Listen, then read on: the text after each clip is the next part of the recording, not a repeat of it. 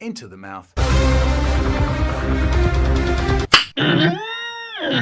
Quite often, we used to jizz on the cat. I've got a preposterous present for you. A box with a lid and locks big enough for me to sit in. And I thought, what's in it? Look at that. Fantastic. Now, perhaps I can go back in time 40 years and murder a 2-year-old David Alexander, the little fuck.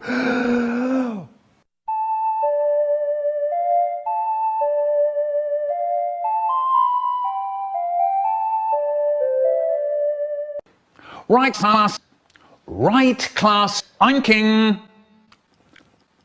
I'm drinking. I want sex. And that includes butt sex. Once my friend Haribo came to school crying. We said, what's the matter? What's the matter? What's the matter? And he said his goldfish had died. So he didn't know what to say. Then I said, oh no, that's a shame. She was really nice. Dave said, my mum and dad died as well. So everyone said, shh. And Dave said, I was only saying. Then I said, if I hear about your dead parents once more, I shall give them to the ducks. So I take the knife back up the stairs, along the passage. Now I know where the creaky floorboard is now, so all I've got to do is tread over it, because if I tread on it and it makes a noise, I am fucked. You can't catch me, I'm Inspector Gadget. Inspector Gadget. Once a boy called my brother came to school and said, I can hit the I can keel over and die. So he said, yeah, I bet you can't, you prick. So he said, okay, yeah, playtime. So playtime, we all went onto the playground. He said, right, here goes. And he just fell over and died.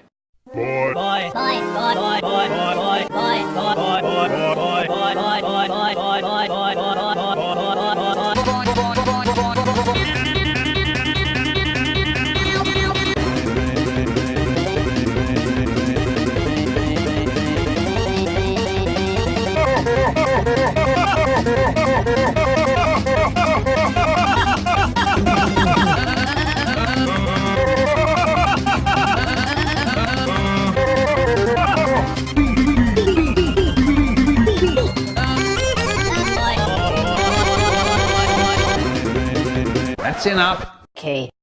Late in the cupboard, late in the cupboard, late in the cupboard, late in the cupboard, late in the cupboard, late in the cupboard, late in the cupboard.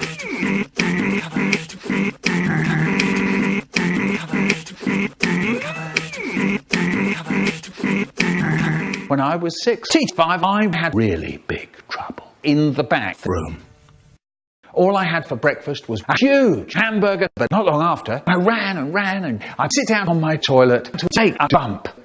And I sit there waiting for the poop to come out, but it was absolutely stuck in my anus. Anyway, after a few hours of this, I said, this is a big waste of my time. And I get the toilet plunger. I stand up and stick it onto my butt and I start pumping away like mad. And I try to get that crap out. It's hurting, but I'm not taking no for an answer. Then I noticed the plunger was stuck to my bum. Great. So now I get the Michael Rosen tube. Oh, it was lovely. Anyway, I took the tube and I rubbed it on my ass and the plunger popped right off me. Wonderful. And then I noticed there was a great big chunk of poop stuck to the plunger. I smell it. Nice. Anyway, I think I'll get toilet paper. I tried to get the huge sloppy poop off the plunger, but it was sticky and my fingers went right through the toilet paper. So now I've got the Michael Rosen shite all over my knuckles. Meanwhile, my mum is at the bathroom door. My mum calls out, hello, is everything good? I said, yeah, great. Everything's fantastic. Then she asked, do you want an apple? Mum, why the fuck would I want an apple? Will you go away? Okay, Michael, okay. So I tried to wash off the plunger in the sink. but my do was too sticky and it clogged the sink. I was an idiot. Meanwhile, I've got little dribbles of poop coming out my butt all over the floor. So I start sliding on the shiny floor. Slam! Kaboom! Ow! I lay there on the floor with soggy lumps of dirt all over my hair and face. Oh no, this is horrible! Perhaps, I thought, when I got up this morning, I won't have to put my face in the chunk of shit. But no! Why should I get a break? Anyway, I start taking off all my clothes and I get in the shower and I'm just washing up. Then, suddenly, Mum says, "Right, Michael, that's enough. I'm coming in." Oh no! Now, I was really fucked. She opens the door and then that really does it. Would you believe it, Michael? I don't believe it, I really don't. Do we take a dirty shit in the sink and fiddle-diddle with the toilet plunger at 9:30? No, we don't. No, we don't. And why is your poop everywhere but the toilet? Ah, Mum, just wait a sec. I can explain.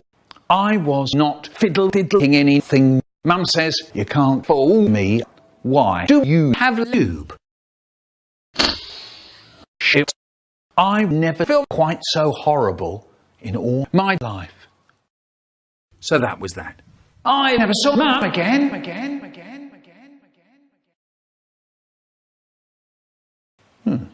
Later that day, my poop turned into chocolate cake. Wonderful. So I ate a lot.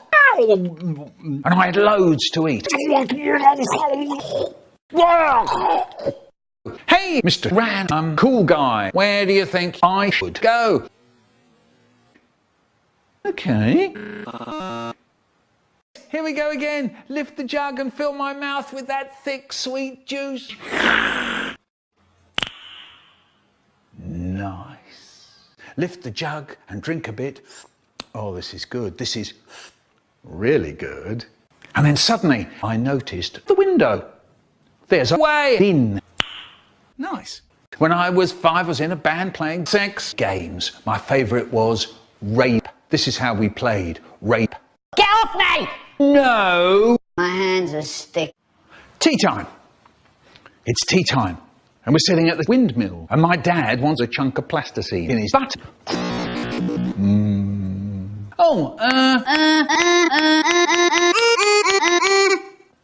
Could you get me the milk? Nice. I'll tell you what I do. When I open the snatch, I shove a rolled up comic really hard and fast inside the fucking snatch. And then she starts the moaning. Can I come? I want to come. I sit down again. Then he wants butter for his great big arsehole. Could you get me the butter, he says. I get the thick cooking oil and fling it at him. That was really hot. And he just fell over and died. Suddenly, Rocket came in, prepare for trouble. Make it double. To protect the world from Haribo's granddad. To unite all people in the back. To denounce the evil of truth. And love to extend our plums to the stars above Queen Eileen. Haribo. Rocket blast off at the speed of light. So now, or there'll be no afters, and I've made something rather nice. I think you know what I mean. Michael Rosen, quite right. And I said, I don't care, Rocket. Now, if you two don't stop it, I'm going to put you in a box with a lid and locks. Do you understand? So like, okay, don't worry about it.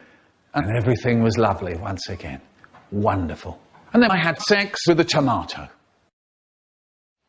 The Michael Rosen far tea time. At school, my friend Hans let one rip.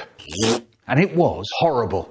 It smelled awful. Like hundreds of rats died. Our teacher starts yelling at us, no farting. And so she started looking all around the class trying to figure out who farted. No one knew but me.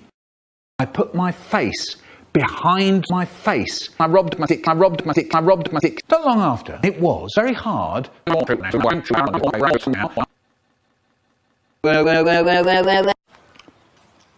15-year-old banana. Here's me, and my mum's just given me a banana. Trouble was, the banana was slippery and sticky, and the peel came off in soggy lumps that I scooped together and pushed into my mouth. And just like I thought, this is a rotten banana. Anyway, my mum says, eat it, and I say, I don't want to. She says, eat it, and I say, keel over and die. You can't. And that's when I get into really big trouble. Dad's hand darted across the table. I'll finish it, he said. Oh yeah, you bet he said that. I'll finish it, he says. And Mum tries to be exciting. Look out. That was the blade of a knife. But my dad, what does he do? He stuffs a great big chunk of banana into his mouth, and then that really does it. His eyes pop out. Presents. I gave my mum and dad all kinds of Christmas presents. I used to go round the shops for hours looking at chocolate gingers. Once I thought I'd made a breakthrough. I was at Sass the Ironmonger's, and there they were. 2 jug things. They were both breathing very, very quietly. Magic. So I bought these wonderful things, and I gave them to my mum and dad for Christmas. They said they had never seen anything quite so horrible. They were absolutely furious. And for a week or so after Christmas, they used to string me up from the wall bars. So I'd wall them from the wall bars. I'm probably still there. So spooky. Do you know, people say to me, if that's tail, how come your tail to tail, the tail? Fair enough, and I'll tell you. It's because Sir Fiddle Diddle came in, he had a jug full of oil and a bag of sandwiches. I like that. I was starving. All I had for breakfast was 1 apple and 15 razors. Sir Fiddle Diddle is now flicking drops of oil at me. I had to slide out from the wall bars. Got it. Wonderful. And then we ate tulips. Well, actually, we ate the sandwiches. In the mouth. It was fantastic. Once a boy called Richard came to school crying. We said, what's the matter? What's the matter? And he said his granddad can hypnotise people. And then he started crying again. He was a slimy little man, Richard's granddad. He had a shed with a skyfoogle in it. Mind you, my gran was a terrifying creature too. She gave me and my brother a chunk of poop in the mouth each. It was horrible. Dave said, my hamster Can hypnotise people as well. So everyone said, yeah, I bet you can't. So he said, okay, playtime. So playtime. We all went onto the playground. He said, right, who wants to go? So Trevor said, yeah, me. So this boy, Dave, made Trevor lie down on the ground on his back, and he took this old dead hamster out of his pocket. It was on the end of a string, and he starts swinging the hamster to and fro in front of Trevor's eyes, and he starts up talking in this spooky voice. Watch the hamster, watch the hamster, go to sleep, go to sleep. He's hypnotised. Blah. Suddenly, the going far, far away bell went boing, boing. At that, Trevor goes and stands up and bursted. So sad. Don't do that. Who do they think I am? Sus. One day, they'll say, don't pee on the baby. Don't put confetti on your titties. Don't put ants in your ass. Don't put mustard in your cunt. And don't stick your toes in the cat. Please. Mum's dead. My mom is dead. A sad thing happened this week. It was my mum. When everyone was out, I went up to her where she was hanging up, and I put my ear right close up, but she had stopped breathing.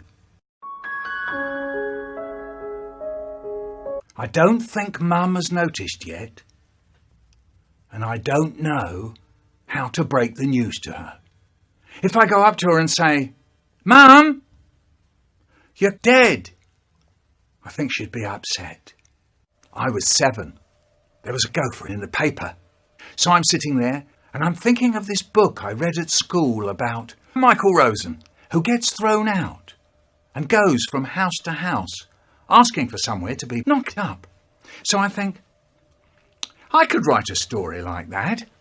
I called it Cunt Sauce.